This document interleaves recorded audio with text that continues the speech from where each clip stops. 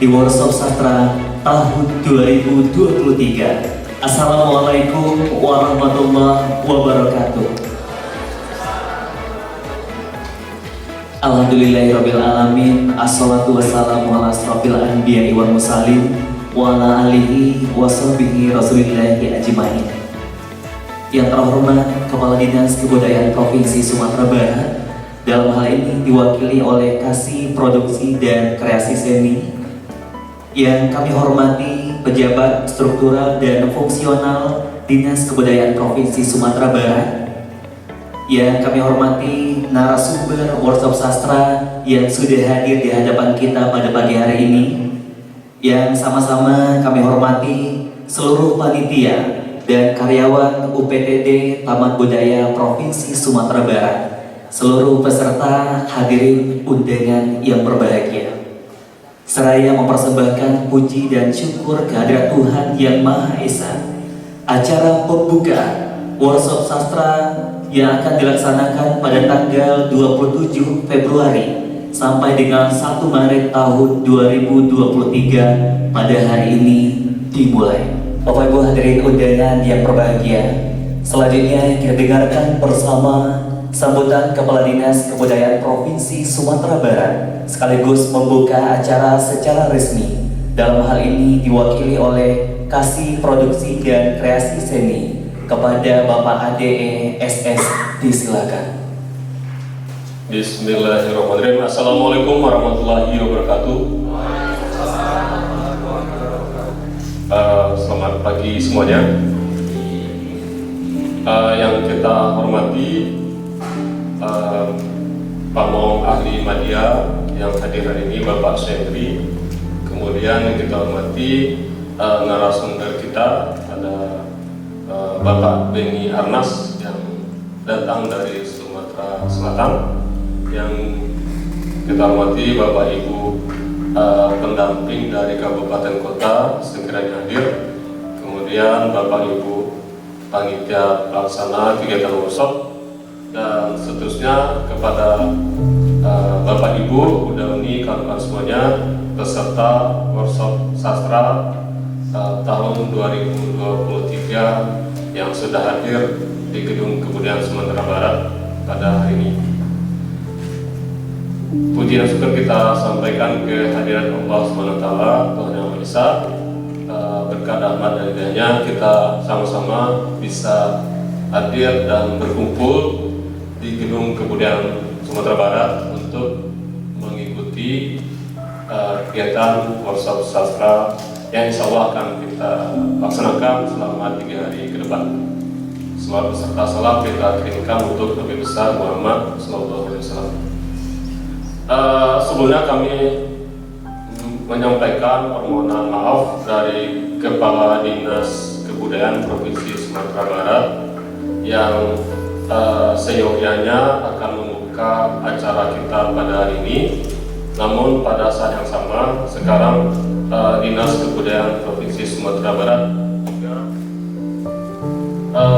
melaksanakan ada kegiatan forum UPD yang lokasinya di Museum Adi Tiwarman. Begitu juga dengan Bapak Kepala UPTD Taman Budaya.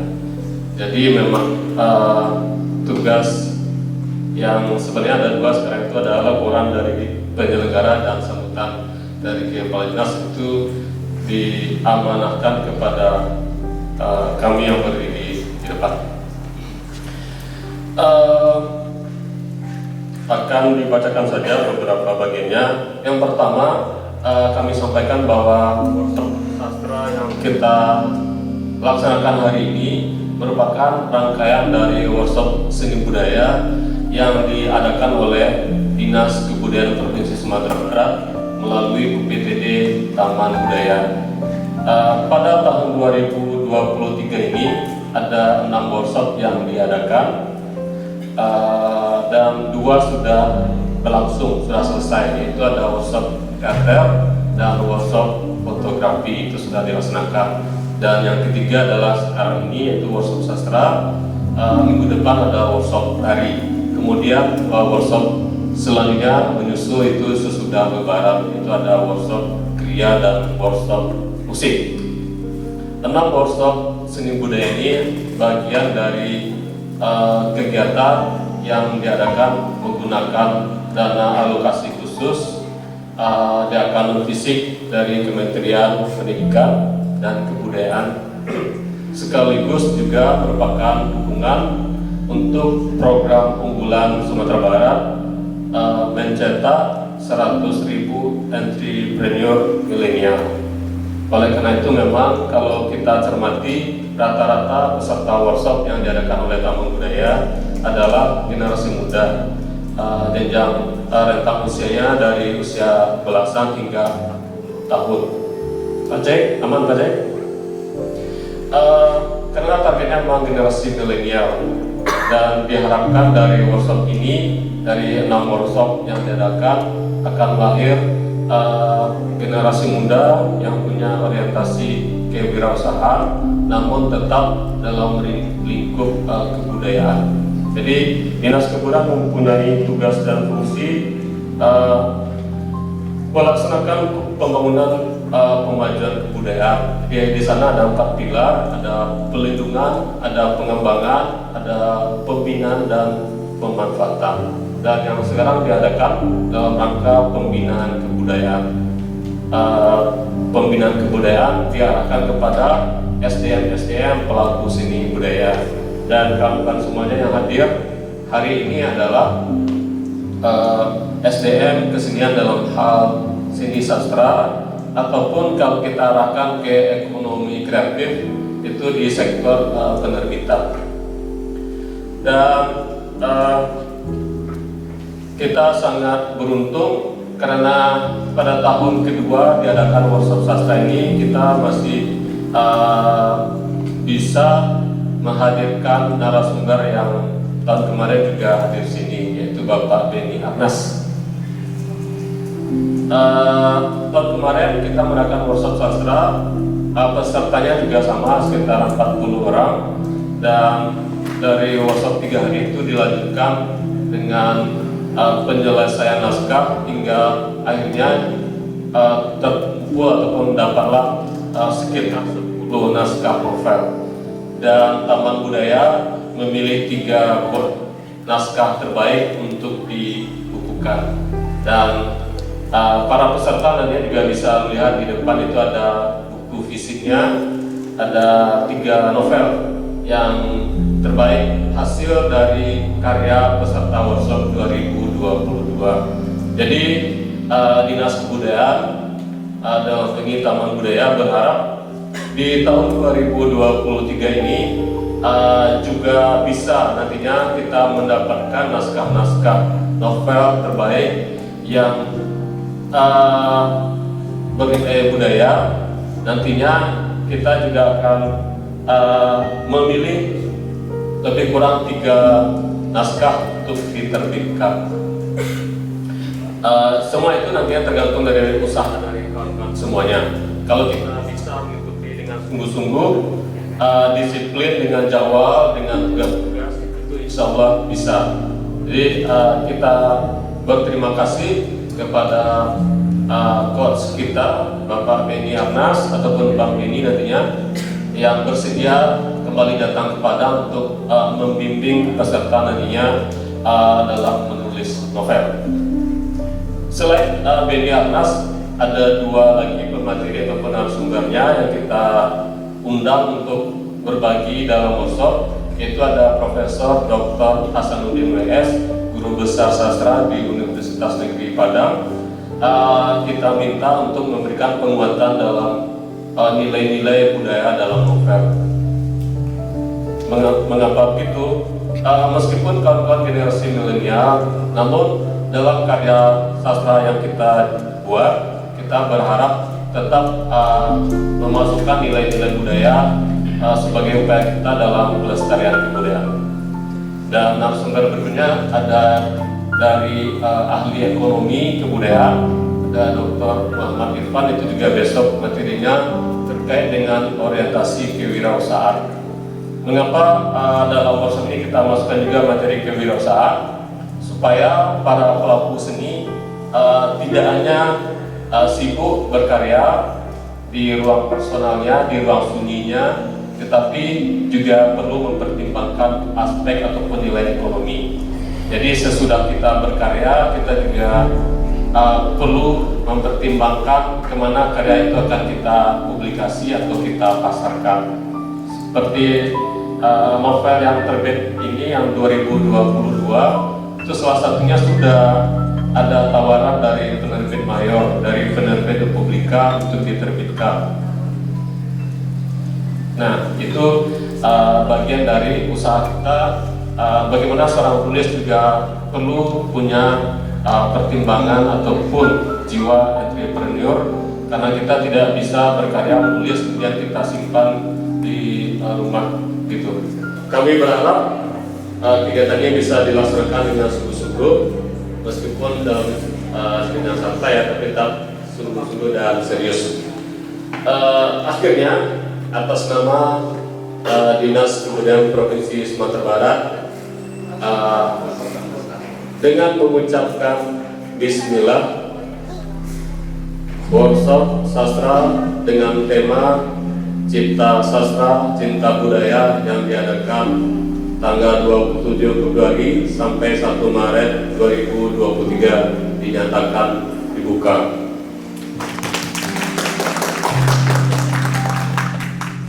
Demikian saja, mohon maaf dan sekali lagi terima kasih banyak. Wassalamualaikum warahmatullahi wabarakatuh. Baik, ini dia pemasangan sal dan juga kokarde tanda peserta secara simbolis oleh Kasih Produksi dan Kreasi Seni Dinas Kebudayaan Provinsi Sumatera Barat. Dan kepada seluruh peserta disilakan untuk memasang sal dan juga kokarde.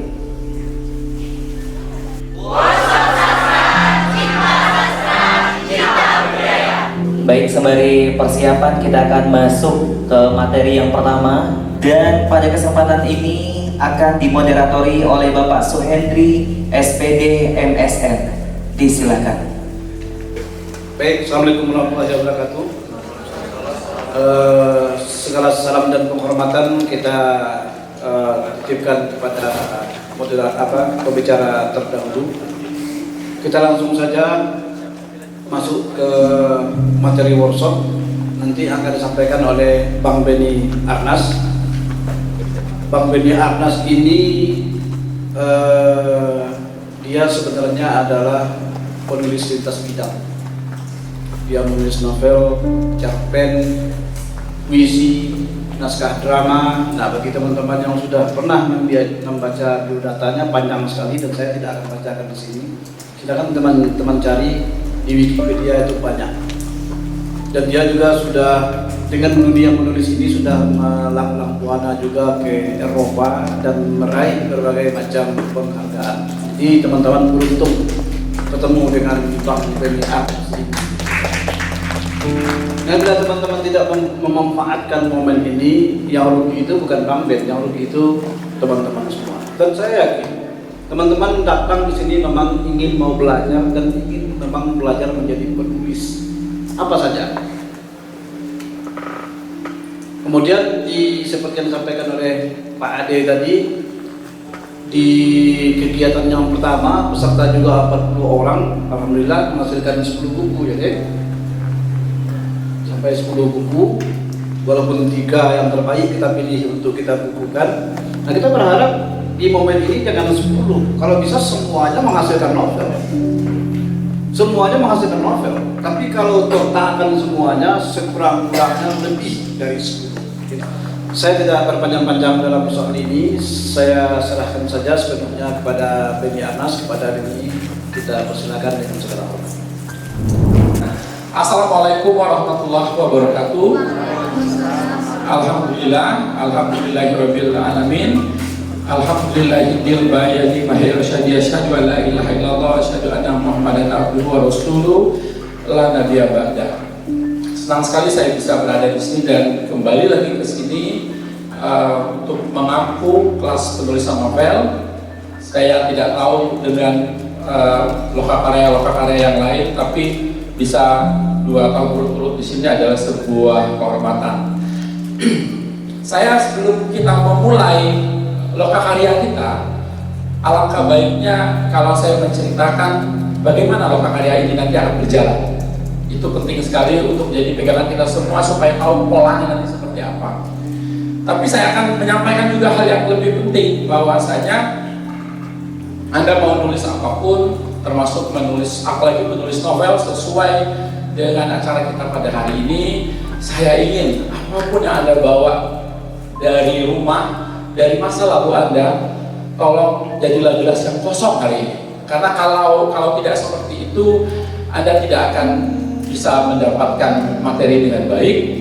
Apabila tidak seperti itu, Anda tidak akan bisa bilang bahwa oke, materinya sudah tidak saya perlukan, karena Anda tidak maksimal untuk mendapatkannya atau untuk menyimaknya.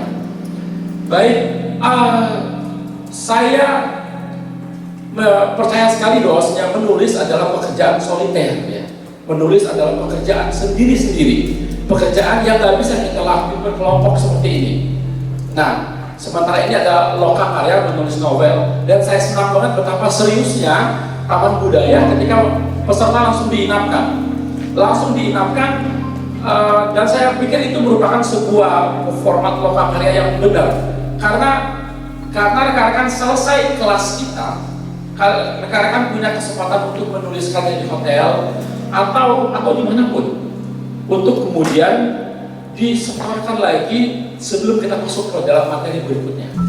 Jadi saya mau menyampaikan, di jadwal saya seperti tahun lalu juga selesainya pukul 6, tapi sebenarnya kita akan bisa selesai lebih cepat. Kalau kemarin itu saya selalu selesai asar gitu ya, gitu. Tapi yang lebih penting saya sampaikan yaitu, kalau nanti Anda diminta tenggat untuk mengerjakan tugas, kerjakanlah tugas itu. Habis itu Anda mau jalan-jalan segala macam terserah, ya gitu. Karena yang akan disampaikan materi kita itu adalah bagaimana membantu rekan-rekan semua untuk menghasilkan kerangka menulis novel. Itu penting. Bukan Anda tulis novel selesai 3 hari ini, enggak. Itu sangat tidak mungkin. Dan itu yang akan kita coba pelajari. Dan apa itu luarannya? Selesai dari lokakarya yang 3 hari ini, yaitu teman-teman sudah mendapatkan sebuah kerangka yang, kalau dalam bahasa saya, kalau Anda tidak bisa merampungkan novel Anda, berarti Anda malas.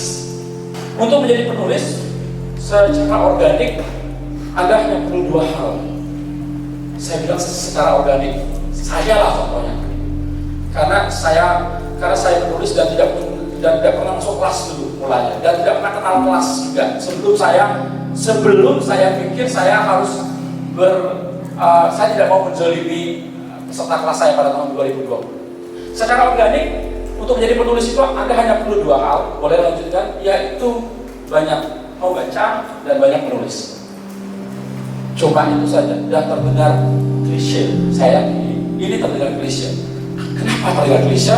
Karena bisa aja dia terdengar oleh orang yang belum banyak baca dan belum banyak nulis. Karena akhirnya ini tuh klise tapi berat banget barang ini, ya gitu.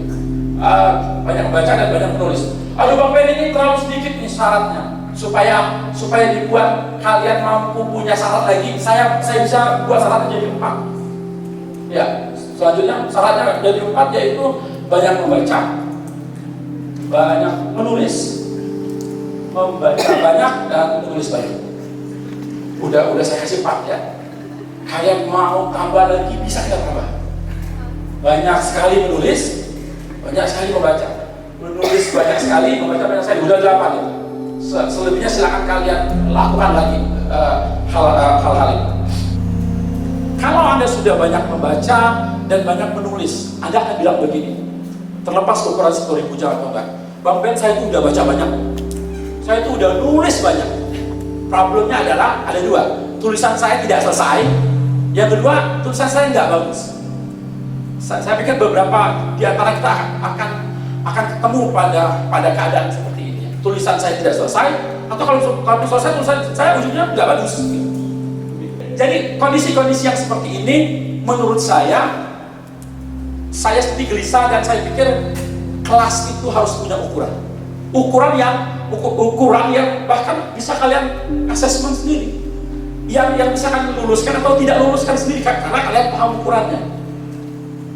Saya pertama kali masuk kelas dan tahu ukuran itu sendiri. Kepala saya menolak dan gembira banget karena ternyata Barat khususnya itu sudah lama melihat menulis sebagai sains, sementara kita melihat menulis yang menulis aja, gitu. Jadi dia punya ukuran dan ukuran ternyata harus mundur lagi. Dia punya ukuran, dia punya standar apabila dia punya formula. Kalau dalam bahasa Margaret Atwood itu adalah narration threshold. Jadi bukan hanya parlemen threshold, presidential threshold, electoral threshold, tapi juga narration threshold. Jadi ada standar narasi. Nah, itu harus pakai ukuran. Nah, ukuran-ukurannya yang seperti apa? Lanjut. Nah, kelas ukuran-ukuran itu akan kita pelajari di kelas menulis ala Benny atas hari ini. Cerpen Indonesia itu hidup dalam kultur cerpen koran. Anda akan baca sebelum 10 tahun terakhir koran sudah mulai diserang atau ditemani atau dibunuh atau ditaklukkan oleh media daring ya. Anda akan baca begitu banyak cerpen-cerpen di koran Tempo, media Indonesia, Jawa Pos dan segala macam.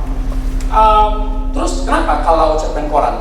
Saya mau bilang dulu cerpen khususnya cerpen di Indonesia berbeda dengan Rusia dan Amerika Serikat itu hidup dan mendapat tempat pertama kali di koran, ya. Amerika dan Rusia itu langsung dia dirilis dalam buku. Jadi koran itu nanti buku, ya Anda tahu sampai 50.000 kata, 320 halaman di Rusia itu masih disebut cerita pendek. Yang sekali duduk dia baca itu. Aduh, kayaknya kita nggak mampu ya, literasi kita ini yang bandel. Walaupun hidup literasi terus ya, salam L terus ya, gitu. Nah,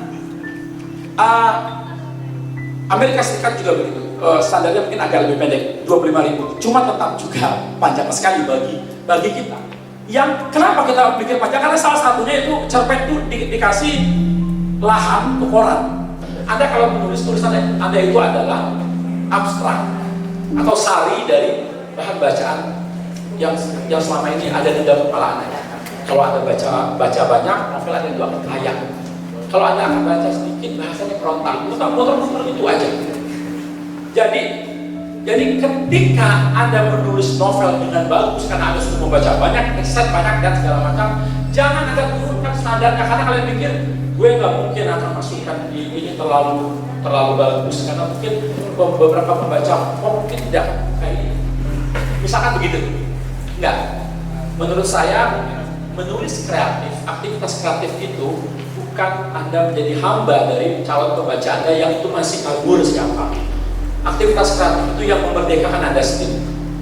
Jadi saya memilih menulis karena dengan menulis saya bisa memproduksi kegembiraan. Clear banget bagi saya. Bagi saya tulisan yang baik itu genre apapun, apalagi novel yang pertama dia harus ringkas.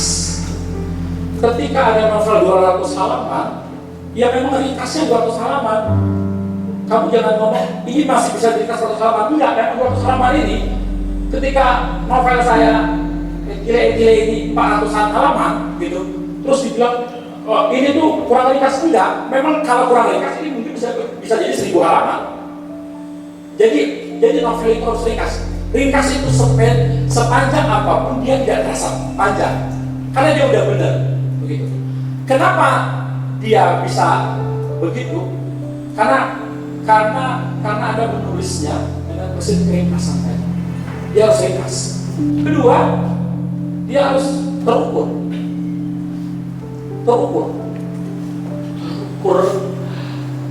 terukur di sini yaitu ketika Anda menghasilkan ketika Anda membaca narasi Anda tahu ini pas gitu. Dia berjalan, dia mengendap-endap bisa kalian bayangkan pas gitu. Bukan dia berjalan dengan lambat, dia bersijingkat itu betul sambil menarik roknya gitu. bukan dia membungkuk sambil merayap atau segala macam. Dia pas saja karena dia terukur. Cerita itu bisa ringkas kalau ada punya alat, apa alatnya? Premis. Cerita itu bisa proporsional kalau ada membereskan, kalau ada punya alatnya juga yang bagus. Nama alatnya plot. Yang ketiga, cerita itu bisa terukur kalau ada punya alat namanya wawancara imajiner. Yang keempat, cerita itu bisa lanjut ya, bisa. Cerita itu bisa mengalir karena Anda membuat bab dengan benar. Dan cerita itu bisa bernas karena cerita Anda itu memancarkan metaforisme atau metaforisme. Karena kita semua ini akan jadi penulis, kebetulan ini kebetulan, walaupun tidak ada yang kebetulan di dunia. Saya menulis esai tentang menulis kemarin, dan itu esai itu menurut saya fundamental banget. Yang memang ketika saya ngirim esai ini, saya harap dia akan dimuat kemarin atau besok. Ternyata memang dimuat karena dia matching sama apa yang harus kita lakukan mengenai perangkat yang pertama atau alat yang pertama. Apa namanya? Premis. Oke, saya senang hafal. Supaya apa? Premis, alat untuk membuat cerita kita menjadi ringkas. Ya, saya memberikan sebelum saya memberikan materi, saya persilakan untuk teman-teman untuk membaca dulu resume pengantar dari pengantar. Gini, saya kan mau masuk premis dia. Saya perlu memberinya pengantar. Pengantarnya sudah saya kirim ke grup. Tulisan saya yang dimuat Sastra Media kemarin pada hari. Kalau kata Danny Kruger, dia seorang psikolog dan juga meneliti banyak hal. Sebagian besar yang terjadi pada penulis pada pekerja kreatif dan termasuk penulis adalah mereka mengidap anosonoksia, yaitu orang yang ngerasa kayaknya sudah melakukan sesuatu yang dengan betul, padahal dia tidak menyadari kalau dia tidak melakukannya sama sekali. Dia ngerasa kayak gitu aja bisa menulis, padahal dia sebenarnya dia tidak mampu. Tulisan saya udah bagus banget loh, kenapa gagal untuk dimuat? Padahal tulisan itu dangkal banget. Nah, kenapa itu sebabnya? Sebabnya adalah karena kita tidak menulis cerita atau memulai sebuah karya narasi dengan mendudukkan premis. Saya akan membuka pelajaran premis ini dengan sebuah analogi yang bagi saya analogi itu kenapa analogi datang? Analogi datang untuk memudahkan kita memahami. Kenapa metafora datang? Supaya kita memiliki daya kritis memahami. Itu dua hal yang berbeda. Orang sering nyamain analogi sama metafora. Analogi itu untuk menyederhanakan hal yang kompleks. Maka dia akan membanding-bandingkan, akan menyanding-nyandingkan. Tapi metafora sebaliknya, dia akan membuat nalar kritis Anda kemancing. Kasarnya, dia akan nyulitin kamu dulu, jalan-jalan ke kemana dulu. Demikian akan hadir pada metafora. Premis bagi seorang penjahit, kalau dia akan menjahit itu dia akan menggambar pola, ya, menggambar pola dulu kan. Nah, bagi penjahit pola itu adalah premisnya. Itu saya buat analogi supaya enak disampaikan gitu. Bagi seorang juru masak, sebelum dia masak dan segala macam, dia harus mastiin semua bahannya ada, semua cara-caranya ada. Bukan bahan aja, semua cara-caranya ada. Dan itu disebut resep. Bagi seorang juru masak, resep adalah premis. Itu analoginya, kita akan ke sana. Bagi seorang pelukis, ya, saya akan bilang pelukis, saya akan buang dulu pelukis yang langsung naruh cat dan bisa dia bereksplorasi. Dia akan gambar dulu sketsanya sebelum dia mengaplikasikan cat apapun di sana. Sebelum aplikasi cat itu masuk, sketsanya jadi. Sketsa itu bagi seorang pelukis adalah premis. Bisa dipahami nggak analogi ini? Ya, analogi ini. Pada titik itu teman-teman semua, Anda melihat bahwasanya Apa sih fungsi pola itu? Nah, gitu kan? Apa sih fungsi sketsa itu gitu? Apa fungsi dari resep itu sendiri untuk membuat masaknya lebih cepat jadi?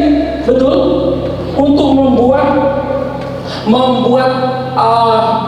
aktivitas menjahit bajunya, jasnya atau gaunnya juga lebih efektif dan efisien. Begitu juga dengan aktivitas melukisnya, dia akan langsung ke objeknya, akan ke gambar, dia akan seperti apa. Atau kalau bagi seorang arsitek, sebelum dia akan menggambar penuh gitu loh, dia akan menghasilkan sub drawing yang mirip sketsa, kurang lebih seperti itu. Nah, di dalam penulisan cerita, premis itu adalah kerangka. Yuk, jangan ragu ya. Kerangka. Iya, kerangka cerita.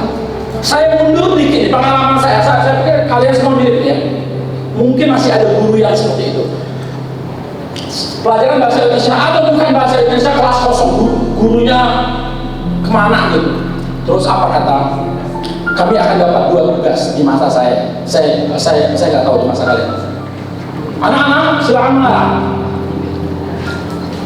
Gimana Bapak Ibu guru supaya mengarangnya mudah? Oh, mengarang mudah itu buatlah kerangka karangan, dia bilang. Oh iya, semangat buat kerangka karangan. Tapi problemnya gurunya nggak ngasih tahu kayak mana kerangka karangan itu.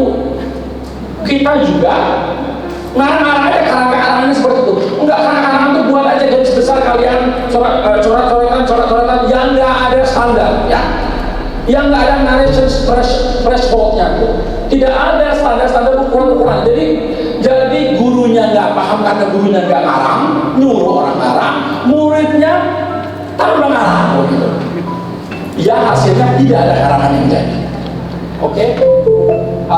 Nah, jadi urusannya seperti ini sebenarnya yang harus dibereskan oleh gurunya pada saat itu. Silakan menulis kerangka karangan yang paling embrio, yang paling singkat, paling sederhana itu disebut dengan premis. Nah, sekarang sederhana aja. Apa sih fungsi premis ini? Menurut kamu fungsinya apa? Fungsi premis, ya, memandu kita untuk bisa menulis ya. Dari acuan ke tempat acuan ya. Oke, dasar penarikan kesimpulan. Satria agar cerita duduk ya. Oke, duduk. Fungsi premis yaitu untuk memastikan cerita kalian bergerak dan berubah. Apa? Bergerak dan berubah. Kalau kalian baca cerpen, baca novel yang sampai di setengah cerita ngomongin pemandangan, dia nggak bergerak bareng, dia dragging, menggenang kalau air itu. Nah, apa yang kita baca kayak gitu? Kita nggak tahu, dia tidak bergerak dan berubah karena premisnya itu tidak beres. Jadi cerita yang baik, mau itu cerpen, novel, film, iklan, atau karya story yang lainnya, itu karya-karya yang baik, itu karya yang bergerak dan berubah. Dengan membuat premis, Anda sudah bisa melihat masa depan karya Anda. Tuh, makanya ini saya nyebutnya magic words, kalimat ajaib, magic sentence. Bagi saya yang paling susah itu yaitu saya nemuin apa yang jadi core dalam setiap cerita. Akhirnya saya turun lagi apa yang jadi inti dari sebuah masalah. Jadi kita tuh ketika membuat premis, kita tuh sedang membuat masalah. Berarti kan? Kita sedang membuat masalah. Kita sedang membuat semesta masalah. Tahu nggak, sumber masalah ini ternyata ada di yang namanya keinginan. Filosofi itu, makin kamu punya banyak keinginan, makin punya banyak masalah nggak? Makin punya banyak masalah. Jangankan keinginan banyak, keinginan satu aja itu masalah. Nah, jadi salah simpel cara untuk buat premis itu kasih tokoh Anda keinginan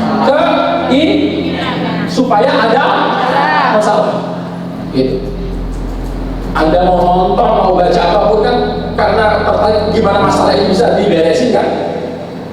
Nah, kasih tokohnya keinginan, habis itu ketika dia punya keinginan, beri dia cara, keinginan ini harus punya cara kan? Cara untuk mewujudkan keinginan, caranya seperti apa? Nanti kita simulasi pelan-pelan. Habis itu dikasih hambatan. Udah semesta masalahnya udah kebentuk, semesta ceritanya udah kebentuk. Aduh, ini terlalu abstrak. Kita kasih simulasi contoh lah gitu ya. Oke, lanjut. Saya akan buat tabel seperti ini. 1, 2, 3, 4. Pertama tabel karakter, 2 keinginan, cara dan hambatan. Karakter Anda kasih aja pemantik, berarti siapa tokoh utamanya kan? Ini penting, siapa tokoh atau siapa protagonis. Saya ngomong ini penting banget karena kalian nanti akan ketemu pada kebimbangan. Bang Ben, tokoh saya banyak loh Bang Ben. Dan saya bilang, enggak urusan saya cuma butuh 1. Tapi Bang, tokoh saya ini berdua sahabat ini kan saya cuma butuh 1. Tolong, siapa tokoh utama? 1. Tapi kan film itu tokohnya banyak, enggak film itu, ini kelas itu, tokohnya 1. Nanti lu mau buat tokohnya 9 itu lu bisa. Latihan di kelas ini tokohnya 1. Gimana? Yang kedua, keinginan. Problemnya adalah ketika kamu kasih sudah tetapi tokohnya ada masalah baru. Bang, kayaknya keinginannya banyak. Betul kan? Dia tuh selain ini enggak. Aku nggak mau tahu. Pilih 1. Artinya kamu akan belajar juga untuk membuat keinginannya yang paling mayor, yang paling besar. Makanya di dalam premis kita akan tidak menulis Dahen ingin makan, enggak, akan ditulis nanti Dahen sangat ingin makan. Karena itu nunjukin kalau dia keinginannya yang besar, yang paling meledak. Kita akan lihat seperti itu. Dan Anda akan uji dia dalam semua karya setan nanti kita akan uji. Ketiga, caranya.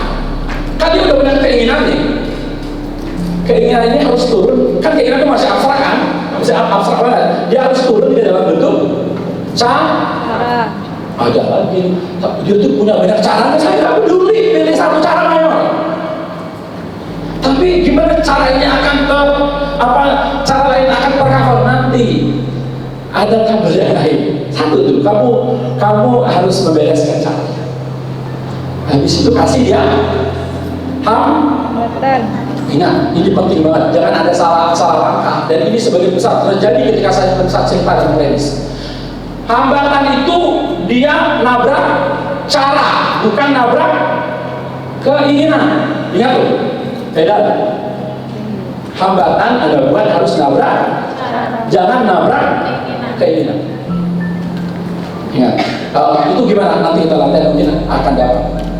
Bayangin, sebenarnya belajar premis ini adalah belajar berpikir kritis. Gitu.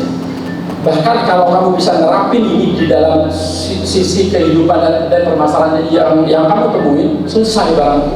Nggak perlu panik, nggak perlu heboh, nggak perlu lebay segala macam. Oke, ini rumusnya. Apa yang jadi problemnya? Karena salah satu kemampuan berpikir kritis yang sering diabaikan yaitu ketika Anda sudah mengidentifikasi masalah, Anda langsung memberikan pemecahan masalahnya. Padahal yang harus Anda lakukan yaitu Anda mendekatkan masalah itu dengan banyak perspektif dulu. Baru Anda pilih supaya nanti pemecahan masalahnya tidak egois dan dia menimbang banyak hal. Dan kita balik lagi ke sini. Anda pilih yang mana keinginannya 1 aja. Bukan, mau itu karakter, keinginan, cara maupun hambatan cuma 1 yang paling banyak. Dia banyak keinginan saya atau model, tapi nanti tempatnya. Oke? Pas di dalam jalan nanti kamu merasa, Bang Ben, kayaknya saya salah milih keinginan deh. Itu derita Anda. Ya. Jadi mulai sekarang jangan main-main. Ingat, kelas materi B tidak akan bisa Anda ikuti kalau materi Anda udah sebelum saya ACC. Karena kita langsung buat kerangka cerita di sini. Lanjut. Sorry, mundur gitu. Nanti ketika Anda membuat karakter dan keinginan, gambarkan karakter Anda sekompleks mungkin, sehingga dia pantas memiliki keinginan itu. Tadi yang ngomong tokoh ini kayaknya Satria sama si Andre ngomongin gimana dia akan membangun ketokohan. Ya penting banget. Bahkan di dalam premis yang paling panjang ditulis itu adalah karakterisasi ketokohan. Dan cara ketemu hambatan lahirlah konflik. Ya, konflik. Bukan hambatan ketemu keinginan. Aduh, ini masih abstrak. Lanjut lagi. Nah, kita simulasi aja ya. Saya kasih nih, karakter saya, pokoknya saya kasih namanya Ani. Ya, saya kasih namanya Ani. Saya kasih keinginan makan nasi. Catatan ya. Sekarang kan tadi antara karakterisasi sama keinginan, tolong dong digambarin kenapa karakter Anda pantas banget untuk punya keinginan itu. Ada pertanyaan dong, apakah setiap karakter yang bernama Ani pantas untuk punya keinginan makan nasi? Pantas? Enggak, belum tentu. Memangnya Ali nggak pantas gitu? Belum. Kenapa kedua Ani? Nanti kita akan jawab. Terus dia ingin makan nasi. Caranya makan nasi, dia ngambil nasi di magic jar. Tapi nemuin hambatan, tutup magic jar nggak bisa dibuka. Udah. Kemudian kok sesimpel itu? Ya kan saya ngajar dari simpel-simpel dulu. Nanti dapat kita. Lanjut. Tolong dong, saya bilang tadi karakter itu harus ada gambaran sekompleks mungkin sampai orang tahu. Cuma karakter ini yang sangat layak untuk makan tidak terbantahkan. Saya buat nih, tadi kan cuma Ani doang kan? Saya kasih doang dia dalam kurun 7. Tadi kan belum tahu, sedangkan Ani umur 50 kan? Iya. Kalau 7 itu berapa nih? Gadis kecil bernama Ani yang berusia 7 tahun. Apakah setiap gadis kecil yang berusia 7 tahun pantas untuk punya sangat keinginan makan nasi? Belum tentu. Aku buat hadir pas sarapan. Oke. Lupa sarapan tapi kalau masih pukul 9 kan masih belum lapar amat kan? Saya buat sepulang sekolah nih. Gitu. Jadi karakterisasinya Ani gadis kecil 7 tahun yang lupa sarapan, sepulang sekolah sangat ingin makan nasi. Udah masuk nggak tuh barang tuh? Sudah nggak masuklah gitu. Caranya ngambil nasi di magic jar. Hambatannya untuk magic jar tidak bisa dibuka. Ya. Case closed. Selesai masalahnya. Premisnya adalah Ani. Oke, jadi karakterisasinya yaitu Ani gadis kecil 7 tahun yang lupa sarapan sebelum sekolah. Keinginannya makan nasi, caranya mengambil nasi di magic jar, hambatannya tutup magic jar tidak bisa dibuka. Premis nanti yang harus kalian setor jadinya seperti ini. Lanjutin. Ini. Dia akan kebaca sebagai kalimat yang cantik. Ani gadis kecil yang berusia 7 tahun yang lupa sarapan sepulang sekolah sangat ingin makan nasi. Dengan cara mengambil nasi di magic jar, tapi menemukan hambatan tutup magic jar tidak bisa.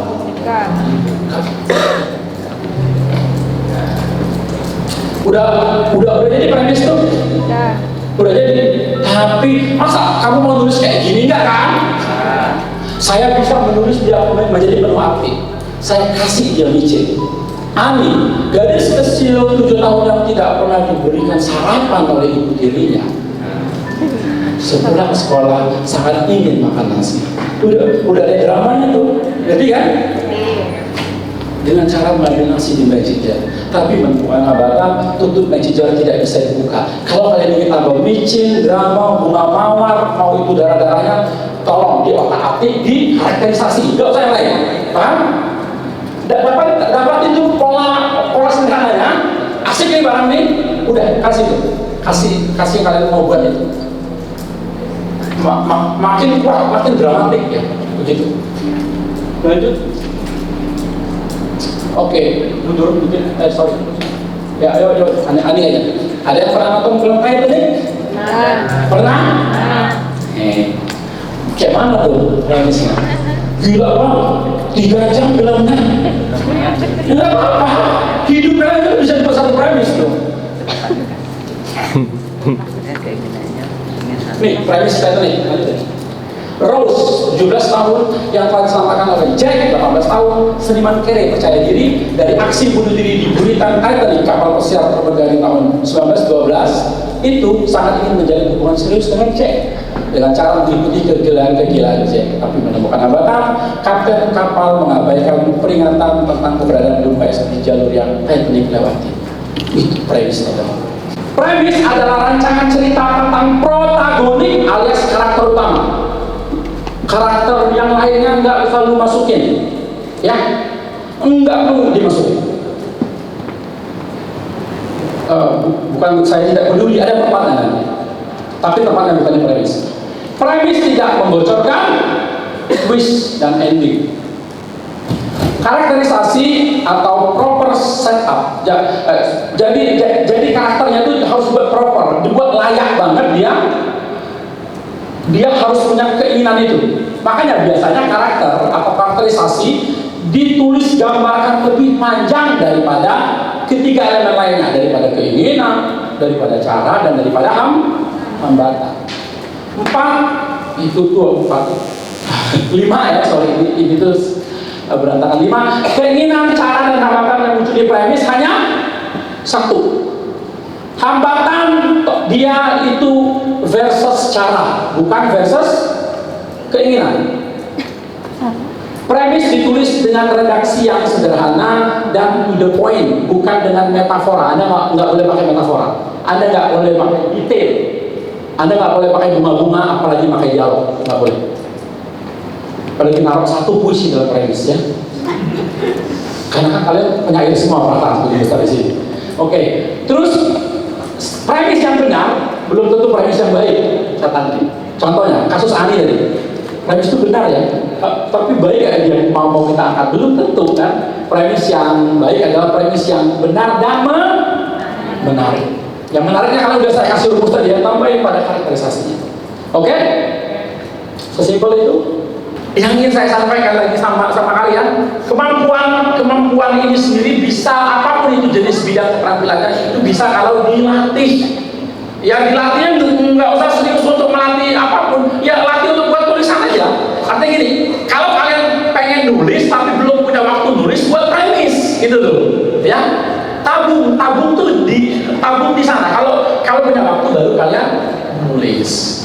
Makanya saya tuh kenapa saya kasih Titanic, saya kasih film pendek, saya kasih cerpen, saya nunjukin bahwa premis itu bekerja pada karya-karya itu.